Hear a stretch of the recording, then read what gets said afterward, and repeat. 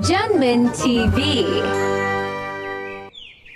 सुंदरी जी, मैं आज सासू माँ के घर जा रहा हूँ। वो बहुत अच्छा खाना बनाती है। आपको तो कुछ बनाना ही नहीं आता। रॉकी जी, सारा दिन आपको अपनी बाइक ही चलाने से फुर्सत नहीं, कोई कामकाज तो करना नहीं। चाहे मेरी माँ के घर से मुफ्त में खाना ही खाए। अरे सासू माँ, खाना तो बहुत मजे का लग रहा है और बहुत मजे की खुशबू भी आ रही है। ये क्या बनाया है आपने? इसे खिचड़ी कहते हैं दामाद जी। क्या आपने पहले कभी नहीं खाई? क्या कभी पहले इसका नाम भी नहीं सुना? मैंने तो जिंदगी में पहली बार ये खिचड़ी देखी है। मैं तो सारी ही खा जाऊंगा। हे ऊपर वाले, ये इतना बेवकूफ दामाद क्या मेरे ही नसीब में लिखा था? मेरी इतनी खूबसूरत बेटी को ये कैसा शोहर मिला है? ये कौवा आंटी लालची है और तो कोई वजह नहीं। खिचड़ी तो सबने ही खाई होती है। खिचड़ी खिचड़ी खिचड़ी खिचड़ी खिचड़ी खिचड़ी। अरे दामाद जी, ये क्या खिचड़ी खिचड़ी बोले जा रहे हो? सासू माँ, मैं खिचड़ी का नाम याद कर रहा हूँ।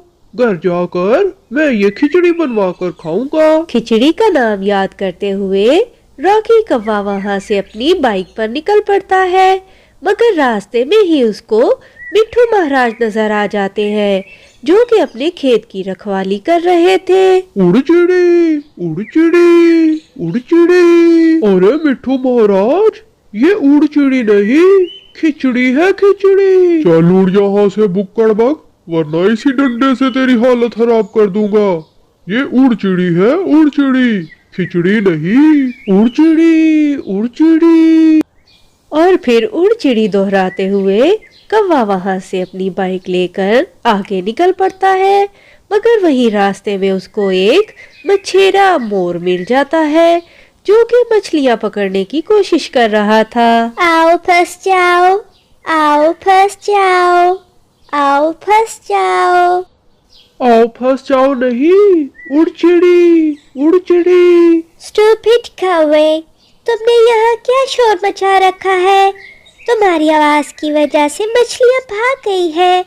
व्हाटएवर जो भी है तुम्हारा, उड़चिड़ी नहीं है ये फंस जाओ है, फंस जाओ। फंस जाओ फंस जाओ, ये तो सही मेरे दिमाग में बैठ गया है। और फिर कौवे के दिमाग में ये नया लफ्ज बैठ जाता है और वो वहाँ से अपनी बाइक लेकर आगे की तरफ निकल जाता है, मगर थोड़ी ही दूर उसे दो चोर आपस में बात करते हुए नजर आ जाते हैं।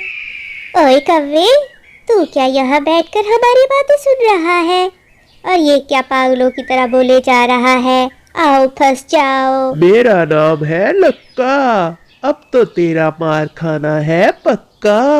अरे कौवे, हम तुझे एक शर्त पर माफ कर सकते हैं।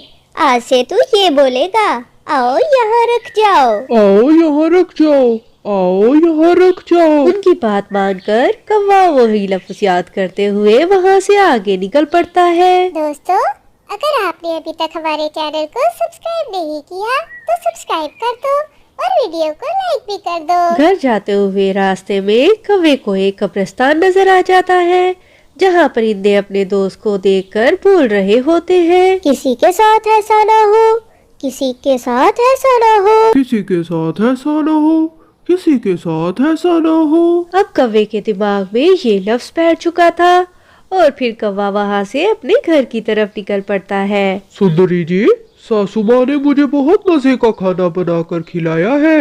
अब जल्दी से आप भी मेरे लिए वो बना लाए, मैं बहुत थक गया हूँ। अरे रॉकी जी, उस खाने का कोई नाम तो होगा ना?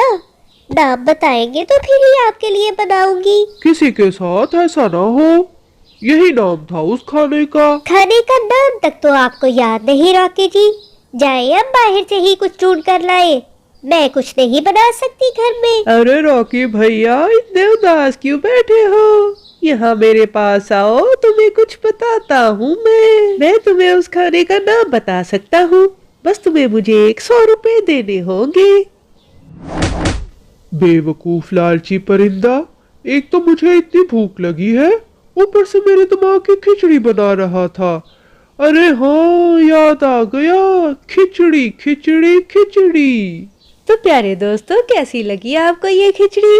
अगर कहानी अच्छी लगी है तो लाइक करो और मजे की कहानियां देखने के लिए चैनल को सब्सक्राइब करो।